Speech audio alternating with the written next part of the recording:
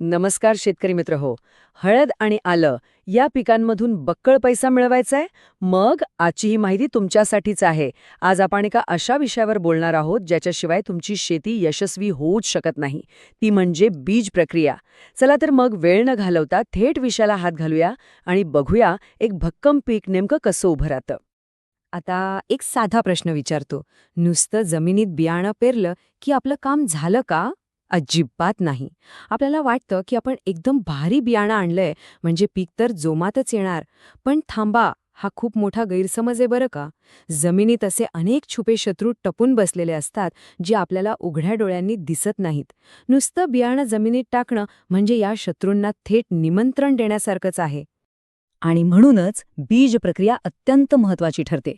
जर तुम्ही बीज प्रक्रिया न करताच गाठी जमिनीत लावल्या तर काय होईल?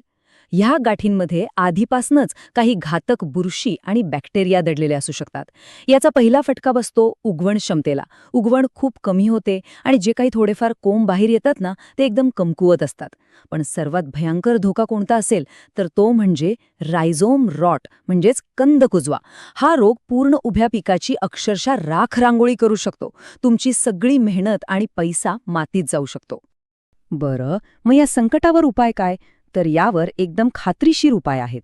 बीज प्रक्रियेचा पाया रचण्यासाठी आपल्याकडे बाजारात 2 अतिशय जबरदस्त रासायनिक पर्याय उपलब्ध आहेत. पहिला म्हणजे UPL कंपनीचं इलेक्ट्रॉन आणि दुसरा तितकाच ताकदवान पर्याय आहे स्वाल कंपनीचा कॅस्टेड. हे दोन्ही पर्याय एकदम भारी काम करतात आणि आपल्या बियाण्याला एक भक्कम सुरक्षा कवच देतात. यापैकी कोणताही एक बेस तुम्ही तुमच्या पसंतीनुसार वापरू शकता. पण एक मिनिट, नुसता हा बेस वापरून चालणार नाही. तुम्ही इलेक्ट्रॉन वापरा किंवा कॅस्केड, त्यात एक गोष्ट हमखास मिसळायचीच आहे.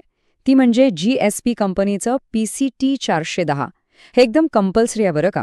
आपण निवडलेल्या बेससोबत जेव्हा हे औषध एकत्र होतं तेव्हा खऱ्या अर्थाने बियाण्यांभोवती एक अभेद्य तटबंदी तयार होते. एक असं सुरक्षा कवच जे सुरुवातीपासूनच पिकाचं रक्षण करतं. आता एक आकडा नीट डोक्यात फिट बसवून घ्या.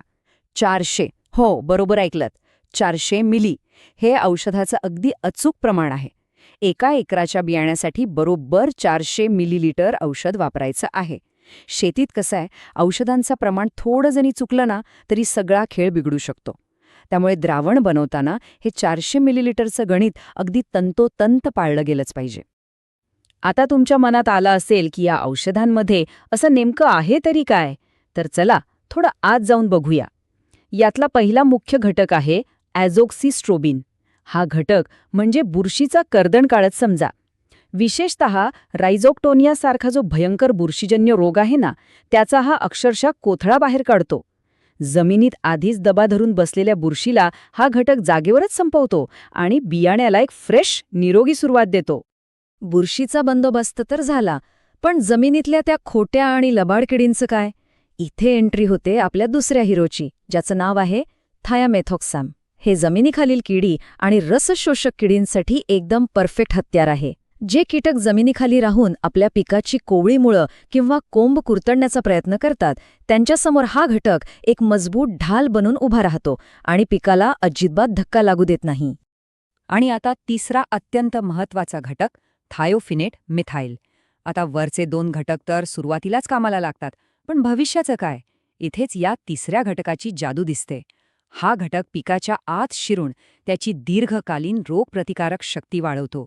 सोप्या भाषेत सांगायचं तर लागवड झाल्यानंतरही खूप दिवसांपर्यंत हे औषध पिकाच्या आतून काम करत राहतं. म्हणजे अगदी लाँग लास्टिंग इम्युनिटी मिळते. संरक्षणाची तर पक्की खात्री झाली, पण आपल्याला फक्त रोगच थांबवायचे नाहीत, तर पिकाची वाढही एकदम दणक्यात करायची आहे ना. इथेच बायोस्टिम्युलंट कमाल करतो. याचा फायदा असा होतो की पिकाच्या पांढऱ्या मुळांची वाढ प्रचंड वेगाने होते. बियाण्याला एकदम जोमदार अंकुर फुटतो. सुरुवातीची ही वाढ इतकी झकास होते ना की तुमचं रोप एकदम टवटवीत आणि ताकदवान बनतं. एकंदरीतच पिकाचा पाया एकदम मजबूत होऊन जातो. पण हे सगळं करताना एक गोष्ट अजिबात विसरायची नाहीये. औषधांचा डोस एकदम अचूकच असायला हवा. जास्त औषध टाकलं म्हणजे पीक जास्त लवकर वाढेल, हा एकदम चुकीचा विचार आहे. अतिवापर केला तर फायदा सोडून नुकसानच जास्त होईल. त्यामुळे प्रमाणाबाहेर डोस कधीच देऊ नका. आणि काहीही शंका असली तर कृषी तज्ज्ञांचा सल्ला घ्यायला अजिबात कचरू नका. यशस्वी शेतीचं हेच सगळ्यात मोठं सिक्रेट आहे. तर मंडळी, जाता जाता एवढंच सांगेन, आज उचललेलं एक छोटं पाऊल उद्याच्या संपूर्ण पिकाला वाचवू शकतं. बीज प्रक्रिया हा काही फालतू खर्च नाही, तर ती एक अतिशय हुशार गुंतवणूक आहे. आता तुम्हीच विचार करा, थोडेसे पैसे आणि वेळ वाचवण्यासाठी आपण आपल्या संपूर्ण हंगामाचा जुगार खेळायला तयार आहोत का? नक्कीच नाही. सुरक्षित आणि यशस्वी शेतीचाच मार्ग निवडा. आजची ही माहिती जर तुम्हाला फायद्याची वाटली असेल तर तुमच्या इतर शेतकरी मित्रांसोबत नक्की शेअर करा, कारण ज्ञान वाढल्यानेच वाढतं. पुन्हा भेटूया अशाच एका महत्त्वाच्या माहितीसह. तो